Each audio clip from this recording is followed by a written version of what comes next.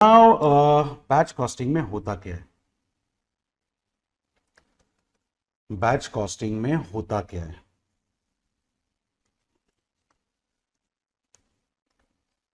सी सबसे पहले एक सिंपल बात बताता हूं, यूनिट कॉस्टिंग क्या है? whenever you produce quantity in terms of units, kgs, tons, liter, meter, and you calculate cost of one unit, cost of 1 liter, cost of 1 kg, cost of 1 ton, it is unit costing. One unit, one product is considered as one unit. It can be in the form of kgs, it can be in the form of tons, it can be in the form of your liters, कुछ भी हो सकता है. पर जब आप when the size of the product is negligible, when the size of the product is negligible or the cost of the product is negligible or both, जब product की साइज भी निग्लिजिबल होती है, कॉस्ट निग्लिजिबल होती है या फिर दोनों निग्लिजिबल होता है, तो several units are club together as one batch. Several units are clubbed together as one batch. And that one batch is processed as one unit. That is called batch costing. जैसे bottling plants का example ले सकते हो, Coca Cola, Pepsi, Bisleri. 10,000 bottles are produced as one batch. Batch के side पे देखना लिखा रहता है batch number, batch timing. 10,000 bottles of Fanta will be produced. 10,000 bottles of Coke will be produced after that. 10,000 bottles of Sprite will be produced after that in the same production unit. 10,000 bottles of Fanta manufacture करने के बाद अगर 10,000 bottles of Coca Cola बना रहे हो तो ऊपर का इंग्रेडिएंट मुझे वो जो मटेरियल है वो चेंज करना पड़ेगा. कॉन्सेंट्रेटेड कोला यूज करना पड़ेगा, पहले कॉन्सेंट्रेटेड ऑरेंज था. 10,000 बॉटल्स ऑफ कोक निकल गया, फिर 10,000 बॉटल ऑफ स्प्राइट, तो उधर कॉन्सेंट्रेटेड लेमन ड्रिंक मुझे डालना पड़ेगा so that I can manufacture 10,000 bottles of Sprite. तो हर बैच के बाद एक गैप आती है to make the next batch ready. To make the next batch ready. समझ में आ रहा? This is batch costing. Several units are club together and cost of the entire batch is calculated as one unit. Once you know cost of one batch divided by 10,000, divided by 100, divided by 200, depends on the size of the batch, आप CPU निकाल सकते हैं. जैसे मैंने 10,000 bottles एक साथ produce किए as one batch, मैंने 1 लाख रुपया खर्चा किया, तो one batch cost me 1 lakh. One batch consist of 10,000 units, तो 1 लाख मेरी 10,000 यूनिट्स की कॉस्ट है. 10 पर यूनिट कॉस्ट आ जाएगी मेरी. I can add profit, I can decide selling price. Medicine में होता है, ऑटोमोबाइल्स में होता है, आपको बॉटलिंग प्लांट्स में होता है, नीडल मैन्युफैक्चरिंग में होता है. Batches are produced together. So after each batch there is a setup phase. जैसा मैंने कहा 10,000 बॉटल्स ऑफ फैंटा मैन्युफैक्चर करने के बाद there will be setup phase, जहां पे मुझे कॉन्सेंट्रेटेड ड्रिंक चेंज करना पड़ेगा, मशीन क्लीन करना पड़ेगा, oil level, steam level, air pressure, whatever it takes मुझे चेक करना पड़ेगा. That is called setup cost. Setup time, setup cost. हर बैच के बाद एक सेटअप होता है. So if you are handling 5 batches in a day, if you are handling 5 batches in a day, there will be 5 setups. अगर आप दिन में 5 बैचेस हैंडल करते हो, 5 सेटअप होंगे. 6 बैचेस हैंडल करते हो, 6 सेटअप होंगे. 2 बैचेस हैंडल करते हो तो 2 सेटअप होंगे. हर बैच के बाद अगले बैच को सेट करने के लिए सेटअप फेज आता है. And now whether you are dealing with a product or you are dealing with a service, setup phase होगा. जैसे थिएटर में जाते हो, 1:30 का शो है, you reach there at 1 o'clock. That is the only place where you reach on time. 1:30 का show, आप पहुंच गए 1 बजे, तो भी क्लीनिंग इन प्रोग्रेस का बोर्ड दिखता है. You can't enter. जैसे फर्स्ट शो खत्म होता है, housekeeping team gets into the auditorium, they clean the auditorium and they go.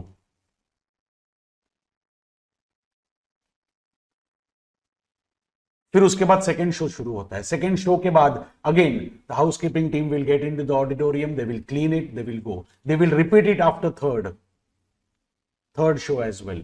Fourth show के बाद लास्ट शो है 10:30 का, जो खत्म होता है 1:30 बजे. सुबह 2:30 को खत्म होगा. Do you think there will be a setup? Yes of course, because there will be show next morning. Next morning में शो होगा ना 9:30 का, तो किसी और के समोसे पे बैठोगे क्या जाके? You expect auditorium to be clean? You expect auditorium to be clean? No.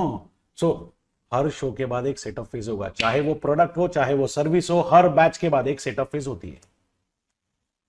बात समझ में आई?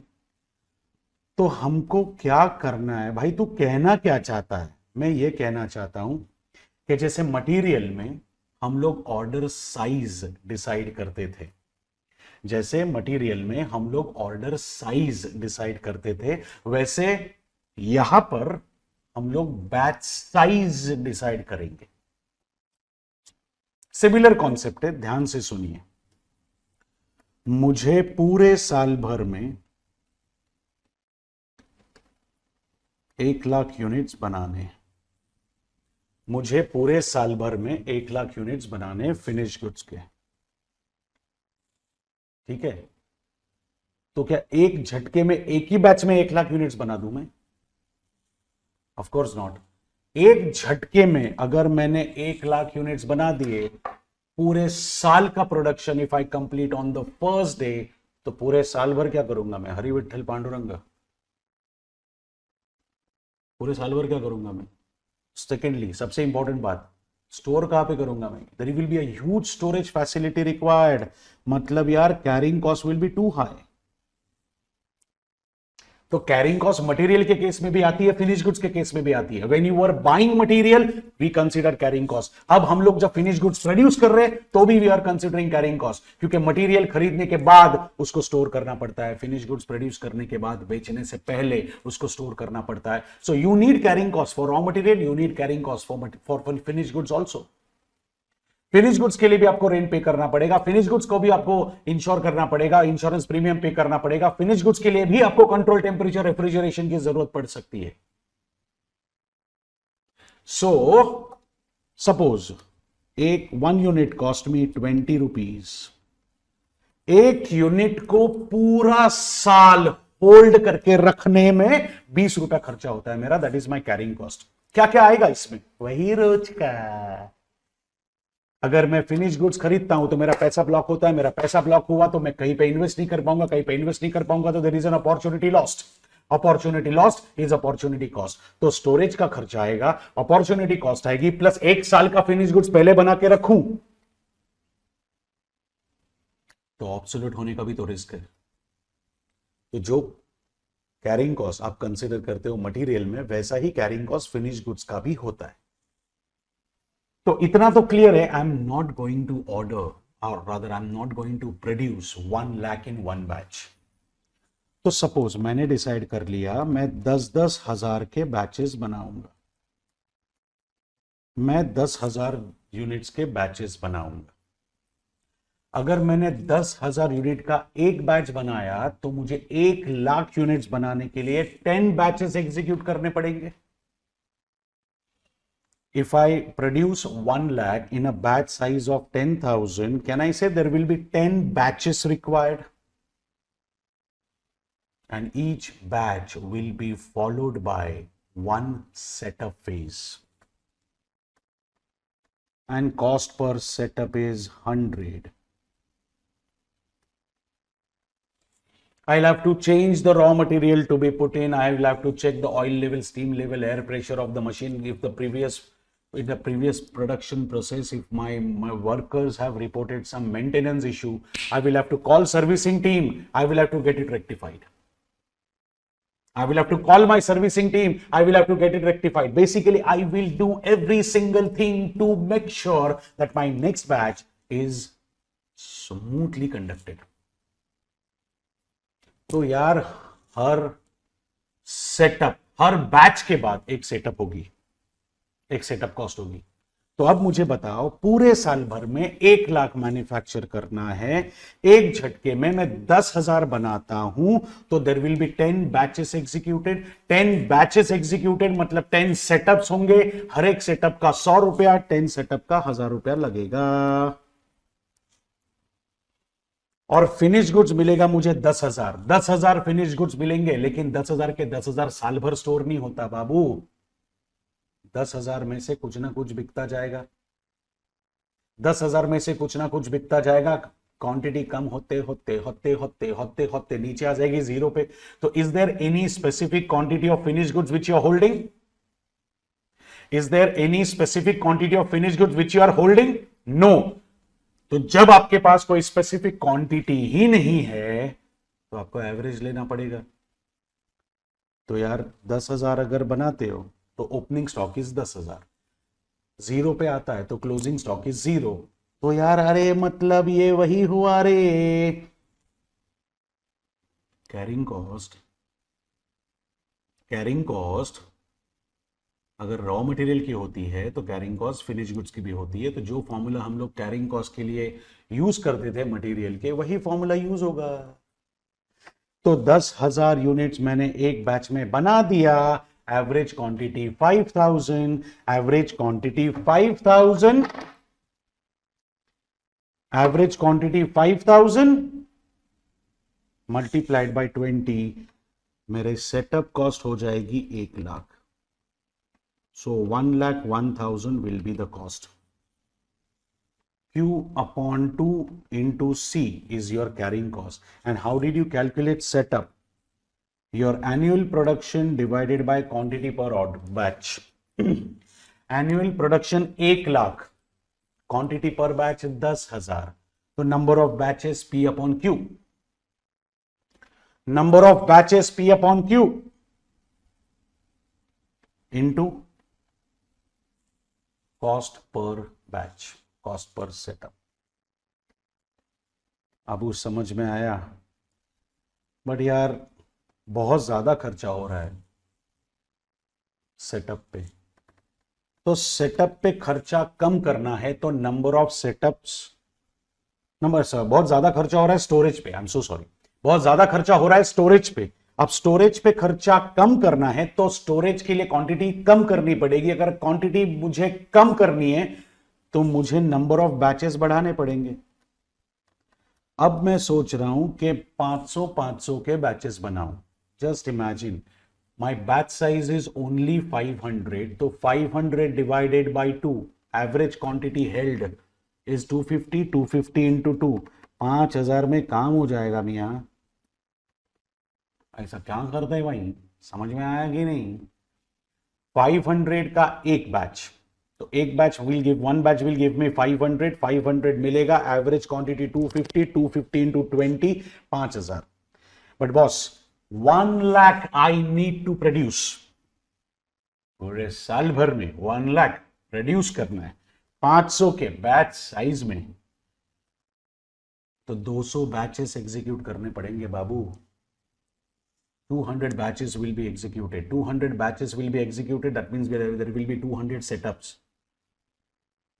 हर बैच के बाद एक सेटअप आएगा, तो 200 बैच के बाद 200 सेटअप आएंगे। 200 सेटअप इंटू 100 पर सेटअप, 20,000 का खर्चा इधर आएगा। सो दिस इज 25। याद है हम लोग मटेरियल जैसी ही बात कर रहे हैं। The only difference is material में ऑर्डरिंग कॉस्ट थी, फिनिश गुड्स में सेटअप कॉस्ट होगी। मटेरियल में ऑर्डरिंग कॉस्ट थी, फिनिश गुड्स में सेटअप कॉस्ट होगी।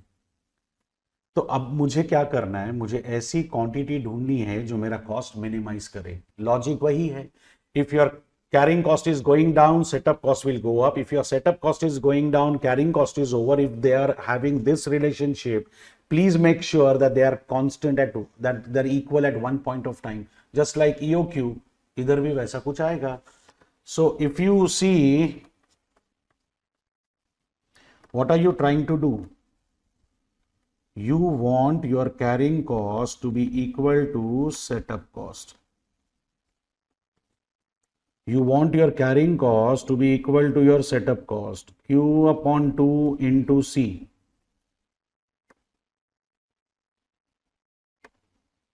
P upon Q into S. I hope this is clear. इतना समझा है क्या? Sonali, confused? No, not yet. अच्छा, ठीक है. Now,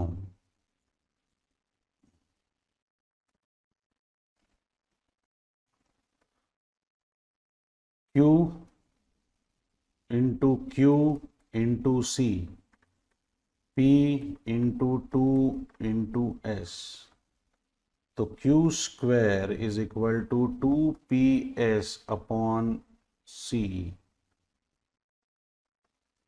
So Q is equal to 2PS upon C. ये फॉर्मूला अगर मैं फॉलो करता हूं तो मुझे मिलेगी वो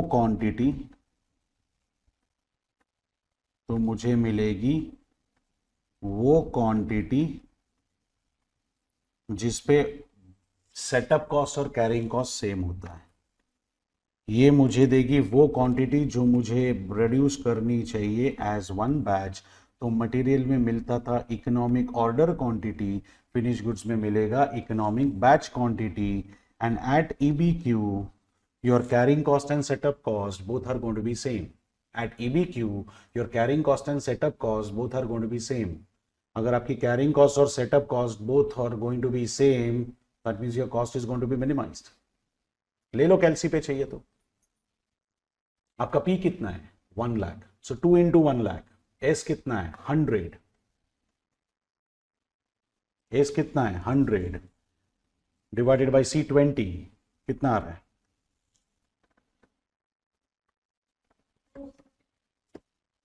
2 multiplied by 1 lakh multiplied by 100 divided by 20 कितना आ रहा है? जो आ रहा है उसको स्क्वायर रूट मारो.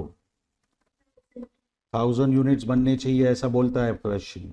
ऑब्वियसली 1000 यूनिट्स बनाओगे तो एवरेज इन्वेंट्री 500 होगी. 1000 यूनिट्स बनाओगे तो एवरेज स्टोर्ड इन्वेंट्री 500 स्टोर करोगे तो 20 के हिसाब से 10,000 में काम हो जाएगा. अब 1 लाख प्रोड्यूस करना है 1000 के लॉट में. सो 100 orders will be placed, 100 batches will be executed. 1 lakh produce करना है हजार के लॉट में. हजार के लॉट में 1 लाख प्रोड्यूस करना है तो 100 बैचेस एग्जीक्यूट करने पड़ेंगे. 100 batches will be followed by 100 setups.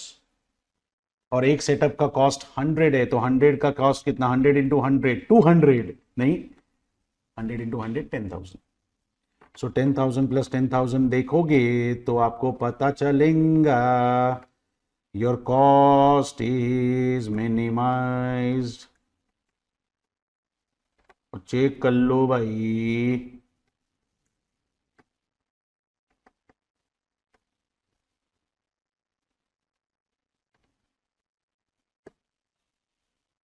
Concept वही रहे. If you produce more than EBQ, your cost goes up. If you produce less than EBQ, your cost still goes up. So you better produce EBQ to minimize your cost structure. Material खरीदते हो तो EOQ आता है, finish goods बनाते हो तो EBQ आता है. मटेरियल खरीदते हो तो O ऑर्डरिंग कॉस्ट होगी because you place an order for material. लेकिन फिनिश गुड्स खरीदते हो तो सेटअप कॉस्ट आएगी because after every batch there is a setup to be executed जिसका खर्चा होता है. कॉन्सेप्ट समझा? ये कॉपी कर लो. Give the title batch costing and copy this. कितना हो गया लिख के? Give the title batch costing और उसके बाद ये लिखना. सो जो लॉजिक हम लोग EOQ के लिए फॉलो करते हैं वही लॉजिक EBQ के लिए आएगा. फर्क सिर्फ इतना होगा, EOQ was related to raw material, EBQ is related to finished goods. EOQ decides how much is the quantity of material to be purchased as one lot. एक लॉट खरीदना है तो क्वांटिटी कितनी खरीदू, दैट इज EOQ. अब एक lot बनाने का है फिनिश गुड्स का तो कितने यूनिट्स बनाओ, that is EBQ. Concept same. If I produce more than EBQ, cost will go up. If I produce less than EBQ, cost will still go up. तो बेसिकली करना क्या चाहिए? EBQ बनाओ. और अगर आपको EBQ से शिफ्ट करना है तो by what ever margin your cost is going up, उतने अमाउंट से आप प्रोडक्शन कॉस्ट में रिडक्शन कर दो. मटेरियल में हम लोग डिस्काउंट मांगते थे because we were buying it from the supplier. This is what we are producing. तो प्रोडक्शन कॉस्ट में कॉस्ट रिडक्शन कर लो उतने मार्जिन से अगर आपको EBQ से शिफ्ट होना है. I hope this part is clear. Okay,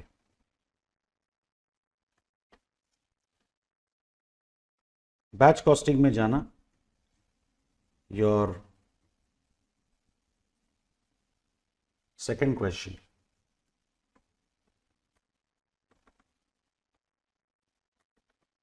batch costing, second question. X Limited is committed to supply 22,000 bearings per annum to Y Limited on steady basis. X Limited is supplying, that means X Limited will sell, Y Limited will buy. So quantity to be sold is 22,000. Quantity to be sold is 22,000. Opening closing stock is 4,000 and 6,000 respectively. Listen to me. Don't write. I said listen to me. How much you are planning to sell? 22,000. How much you want as stock at the end? यार 22,000 बेचने के बाद 6,000 का stock चाहिए, मतलब total 28,000 होनी चाहिए quantity. 22,000 बेचने के बाद 6,000 का स्टॉक चाहिए, तो कम से कम 28,000 तो मेरे पास होने चाहिए। लेकिन सारे बनाने की जरूरत नहीं है, because we already have 4,000 with us. We already have 4,000 with us.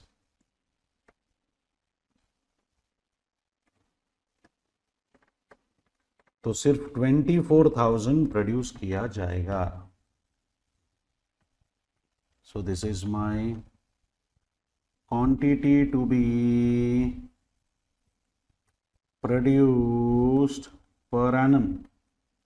This is my quantity to be produced per annum, जिसको हम लोग प्यार से कहते हैं P, annual production. Am I right?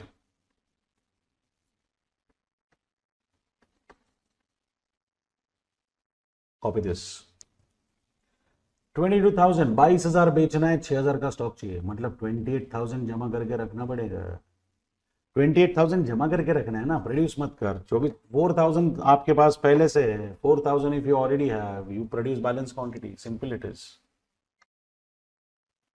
24,000।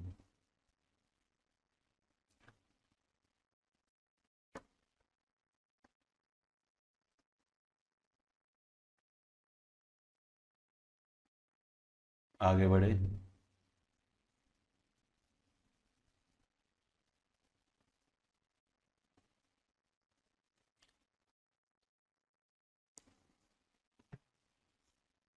Hello भाई लोग, शैल आई प्रोसीड? हाँ, okay. It is estimated that it cost 10 पैसे, 10 पैसे लिखोगे खई से, 0.10, 10 पैसे is 0.10 rupees as inventory holding cost per bearing per month. यार 0.10 is per month carrying cost, and setup cost is also given to be 324. What would be the optimum run size of bearing manufacture? Optimum run size matlab EBQ. So that is your point number 1. EBQ. How do you get it?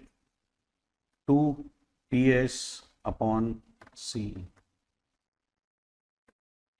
where ये सब continue होगा, you have to show all these things. P stands for annual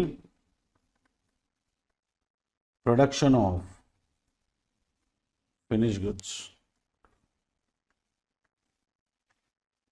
Annual production of finished goods. S stands for cost per setup, and C stands for carrying cost per unit per annum. So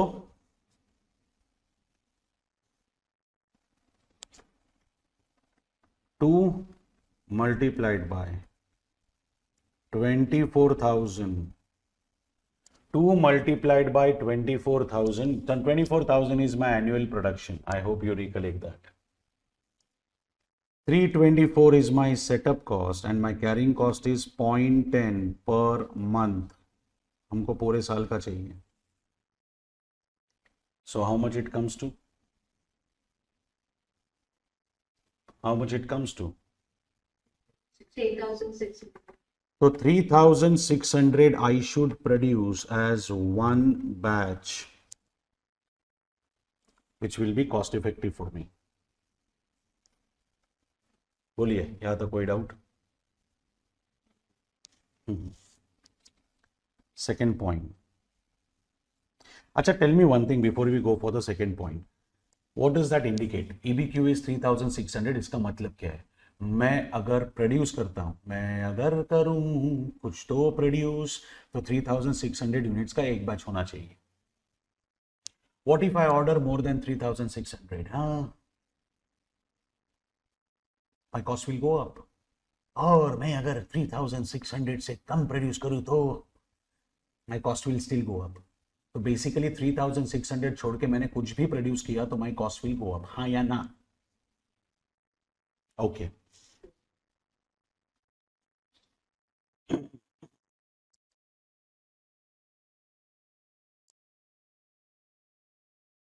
Assuming that the company has a policy of manufacturing 6,000 bearings per run, L है, 3,600 बनाने के बदले 6,000 बनाने का अगर policy है तो क्या होगा? कॉस्ट बढ़ेगी. They also know it. How much extra cost? How much extra cost the company would be incurring as compared to optimum run size in A above? हाँ, तो यहाँ पे 1 2 3 नहीं है, यहाँ पे ABC है.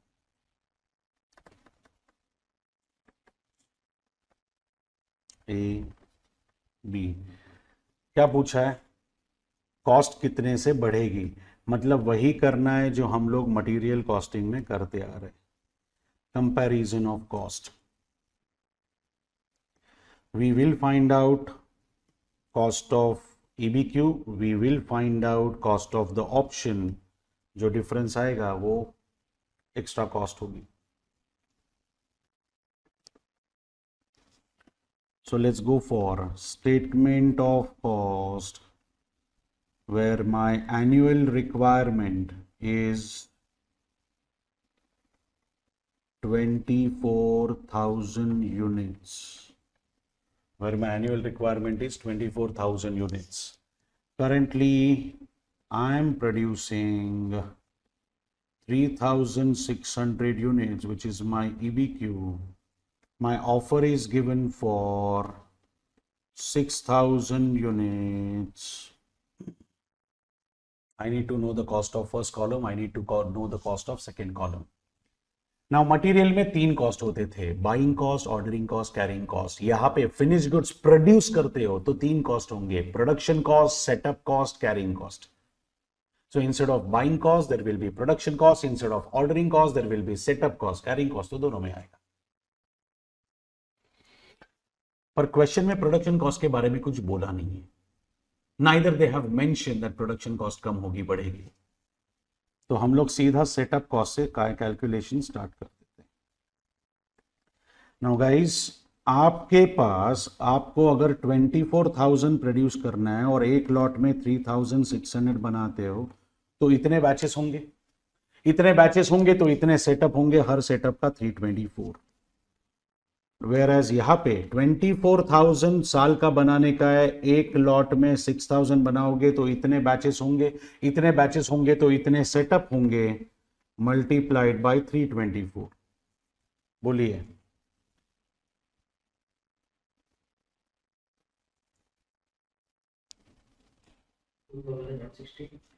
This will be 2,160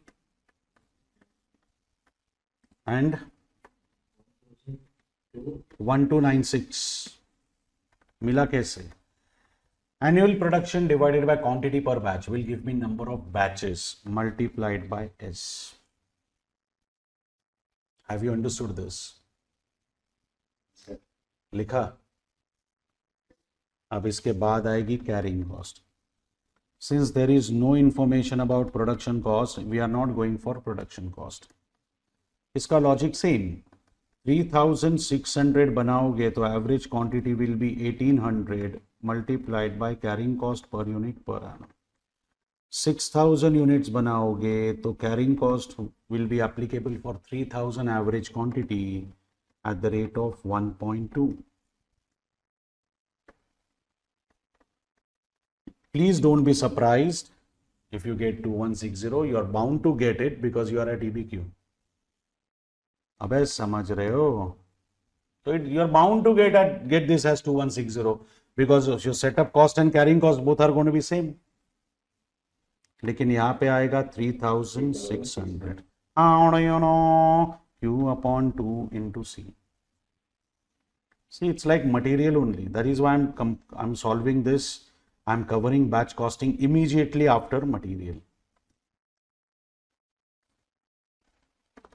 So 4320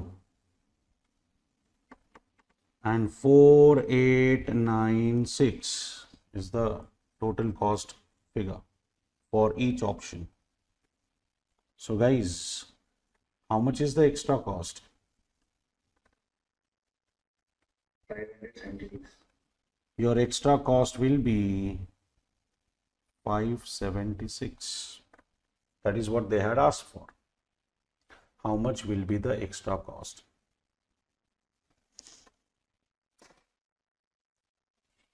I hope this is clear. Very similar to material costing. फर्क सिर्फ इतना होगा, वहां पे एनुअल परचेज होता है, यहाँ पे एनुअल प्रोडक्शन होगा, तो वहां पे ए होगा, यहाँ पे पी होगा. वहां पे कॉस्ट पर ऑर्डर होती है ओ, यहाँ पे कॉस्ट पर सेटअप होता है एफ. बस बाकी सब कुछ सेम, लॉजिक सेम. एक नोट लिखो, right on a note after this. Since there is no information given about, since there is no information given about, since there is no information given about production cost, since there is no information given about production cost, it is not considered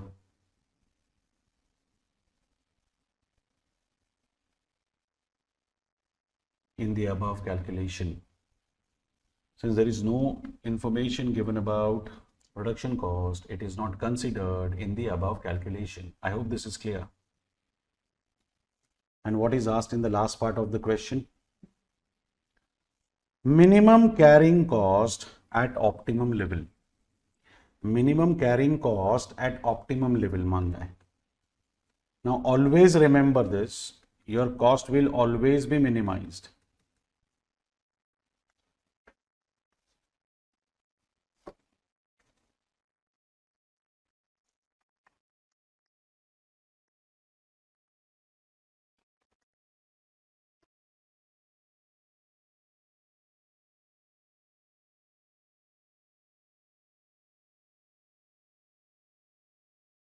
एक minute,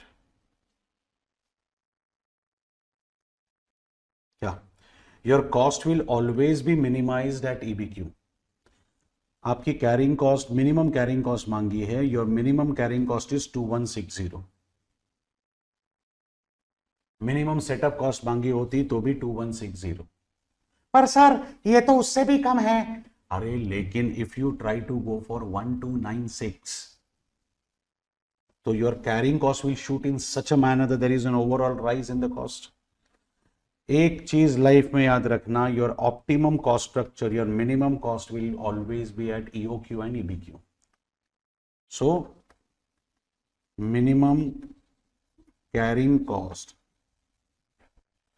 minimum carrying cost will always be at EBQ, and that will be 2160. Minimum carrying cost will be 2160. Why? At EBQ. At EBQ. समझ में आई बात? Minimum setup cost पूछा होता तो क्या लिखते? Same 2160। ये कम है, अग्रीड, बट इसको कम करने के चक्कर में ओवरऑल कॉस्ट स्ट्रक्चर बढ़ने वाला है। No company will accept this. Minimum ordering cost EOQ, minimum carrying cost EOQ, production में minimum setup cost EBQ, minimum carrying cost ईबीक्यू।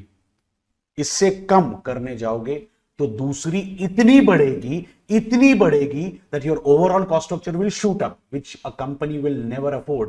I'm not focusing only on one cost, I'm focusing on the overall cost structure as a whole, as a picture. I hope you are understanding this. मेरा focus सिर्फ एक cost को कम करने पे नहीं है. I'm a company, I'm a manufacturer, I'm looking after the entire cost structure. समझ में आया? So that was your question number 2. एकदम clear? Yes, sir. Yes, sir. So guys, are you comfortable so far? Material और batch costing समझ में आया अच्छी तरह से? चलो, विल कंटिन्यू टुमारो नाउ। कल मैं बैच कॉस्टिंग का एक और सम सॉल्व करूंगा, little different, 2 sum rather, and then will be starting with your favourite chapter employee cost. ठीक है, एम्प्लॉय कॉस्ट स्टार्ट कर लेंगे। Will be covering all various different concepts of employee cost. तो सारे कॉन्सेप्ट थोड़ा थोड़ा touch करके आएंगे, और जो क्वेश्चन सॉल्व नहीं कर रहे उसका नोट भी लिखवाऊंगा मैं सिचुएशनल, तो विल बी कंफर्टेबल, पूरा चैप्टर कवर हो जाएगा। अभी जितने चैप्टर्स हमने खत्म किए, as fast as possible finish off these chapters from your RTP and MTP. अभी ना असल में एम्प्लॉय कॉस्ट से the real fast track starts. पता चलेगा आपको कैसे क्वेश्चंस ऑल्टर किए, कैसे क्वेश्चंस ऐड किए, मॉडिफाई किए, just to cover more than 1 point. ठीक है, तो मिलते हैं कल। Have a nice time, bye bye. Sir. Bye bye Nice, sir. Bye bye.